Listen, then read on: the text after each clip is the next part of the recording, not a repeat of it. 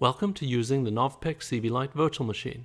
During this module, you will learn how to install the necessary tools, how to open the virtual machine, how to navigate the virtual machine, and then how to build the associated hardware project for the FPGA portion of the Altera SoC chip, and U-boot, the preloader, the Linux kernel, and the root file system associated with the dual-core Cortex ARM processors on the HPS side of the Altera SoC chip.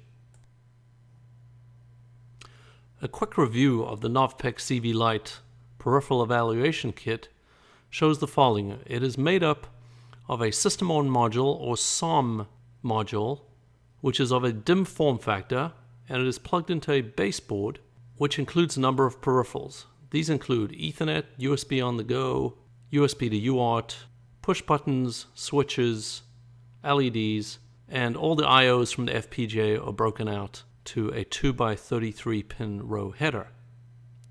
Included in the kit is a USB flash drive, which includes all of the tools necessary to install and use the NOVPEKCVLite virtual machine.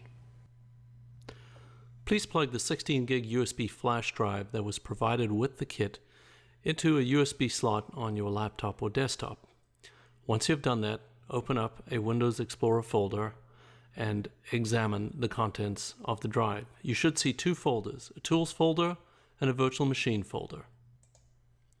Navigate into the Tools folder. You will see that there are 5 subfolders in there. The first is the WinRAR extraction tool. If you do not already have this installed on your machine, you will need it to extract the actual virtual machine image. So please go ahead and double-click on that to install. Next, we will take a look at the SVN subdirectory. If you navigate into that, you will see that we have 2 installations available in there. SVN is a repository system, and you will use this to ensure that you have provided updates to your virtual machine remotely from the Novtek repository system. This will include updates to the GHRD, to the Linux kernel, and to the Linux root file system. And later on you will see how we use this to initially get updates from the repository system. So depending on which machine you have, either choose the 32-bit or 64-bit tool to install.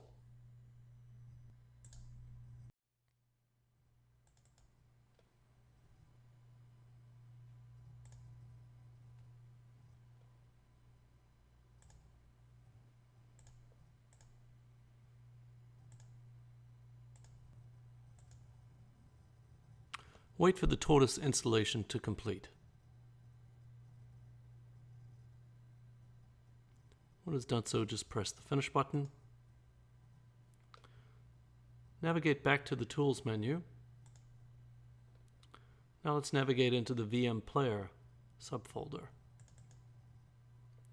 You'll see that there are 2 VM players provided on the flash drive, one for Linux native systems and one for Windows systems.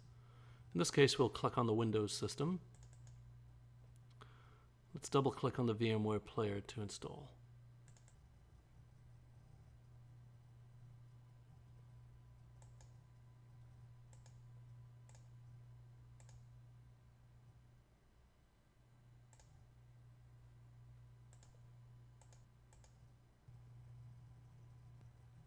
The installation might take a few minutes to complete.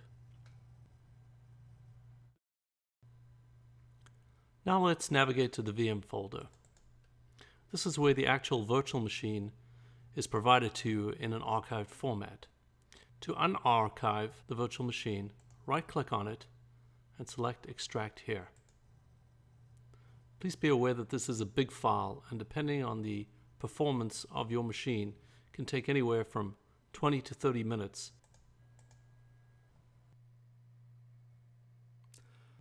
Now that you've installed all the necessary tools, go ahead and launch the VMware player. Once it is launched, you should see a GUI that looks like this. Let's now go and open the existing virtual machine. Click on Open a Virtual Machine.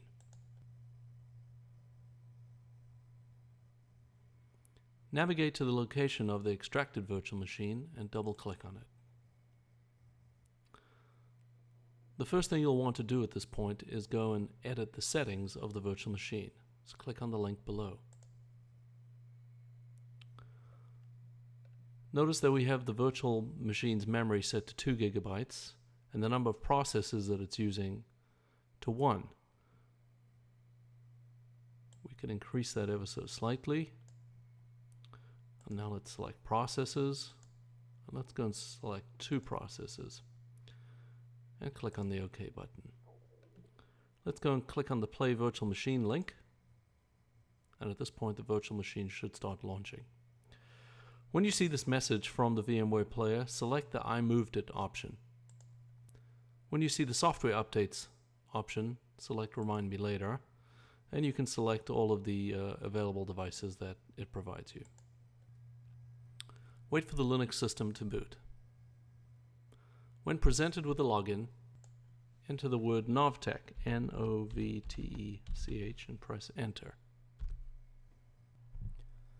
When you see the active desktop icons, the system has now fully booted. Next, we will update the virtual machine using the Tortoise repository system.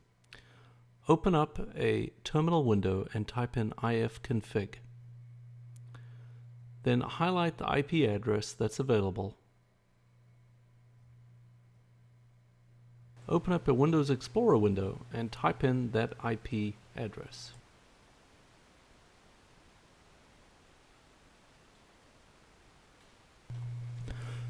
Once you have entered the virtual machine IP address, the network folder will appear.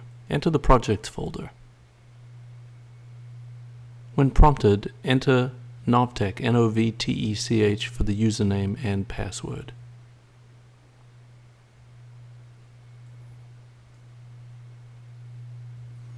Select the NOVPEKCVLite GHRD folder, right-click on it, and select SVN Update.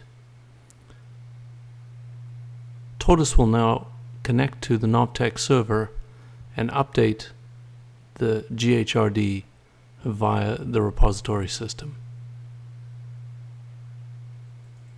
Next, descend into the build root, then output, and then build folder, and select the U-boot custom folder. Right-click on it and select SVN Update. This will take a few minutes to complete.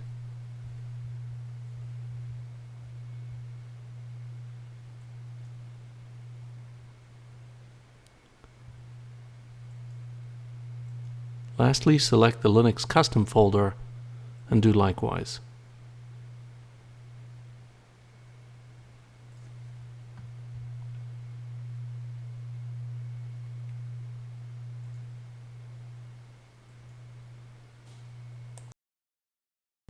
Double-click on the Tortoise icon to open Tortoise.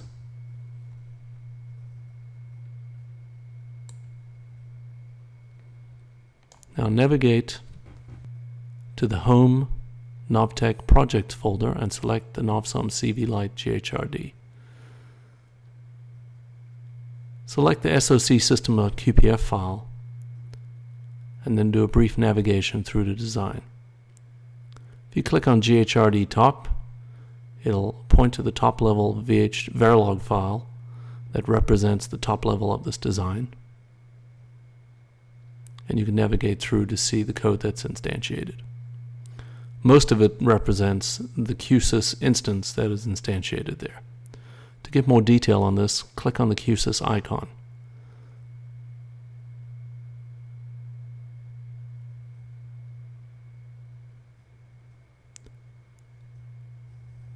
Select the SOC system.qsys file that represents QSys project. This QSys system both shows the customization of the HPS components and the custom peripherals that are added in the FPGA. First, we'll examine the HPS component. Double-click on HPS_0 and then maximize the HPS, the hard processor system window. Let's navigate into the Peripheral Pins tab. This will give you a brief overview of the customization and selection of the available hard peripherals in the HPS side. You scroll down, you can see the entire list of available peripherals. And you can also see the pin muxing that has taken place. Any unused pins can be used as GPIOs on the HPS side.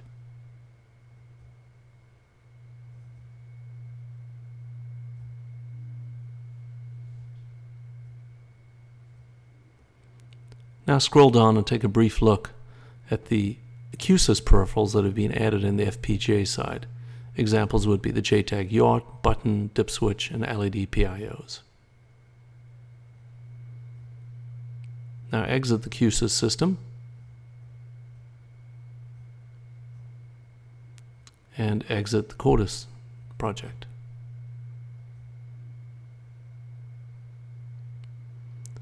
Launch a terminal and navigate to Projects Novpek. Navigate to Projects NOVPEKCVLite. At the prompt, type Make Help. This shows that the entire system can be make driven, both QSYS and Cordis. Type Make Scrub Clean to erase any previous builds that have taken place.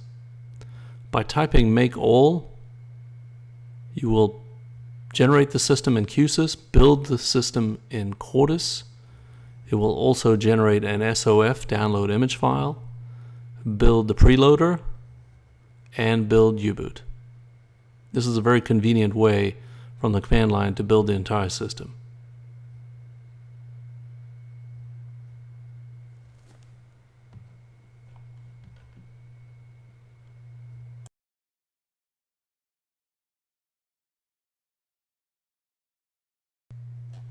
We will now demonstrate how to rebuild the custom U-boot, Linux, and root file systems. This virtual machine uses buildroot as its build system. To do so, navigate to the project buildroot folder and at the prompt type make U-boot-rebuild.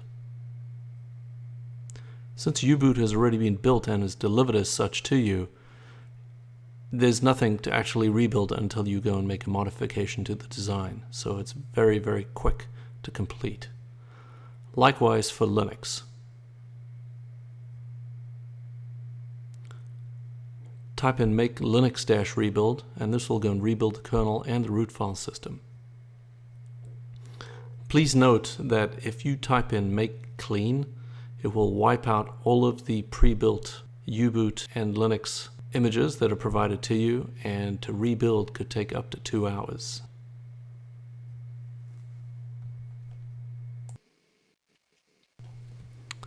You'll now see how to create an SD card image using the shell script that's provided for you. Navigate into the project buildroot folder and type in /mk_sd.sh. The utility will create an SD card image with the appropriate format of binary partitions, FAT partitions, and Linux partitions containing their appropriate content. You will now see how to copy the image you just created to the SD card. Type in /mk_cv_sd to get help on this utility. The next thing you want to do is to find out what existing storage devices there are before you plug in your USB SD card reader. Type in cat/proc/partitions and make note. So we see here that we only have SDA as a storage device. Now plug in the USB to SD card reader. Go to the player pull-down menu, select removable devices, then that particular SDMMC reader, and click connect to connect it into the virtual machine. Then run cat/proc/partitions again and note the new storage device that's been added. In this case, it's SDB. So we'll now go ahead and use the utility. We'll type in ./mk_cv_sd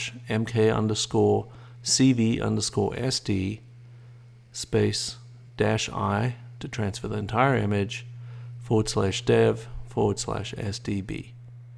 At this point, the script will prompt you to plug in your SD device.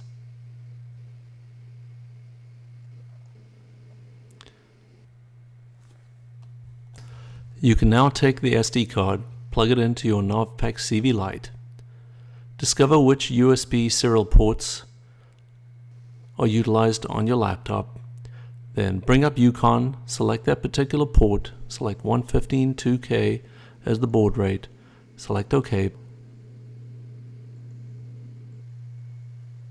The NOVPEKCVLite will boot to Linux. When it gets there and asks for a login, use root. And once you log in, you can just type ls/, and you can see that Linux is booted.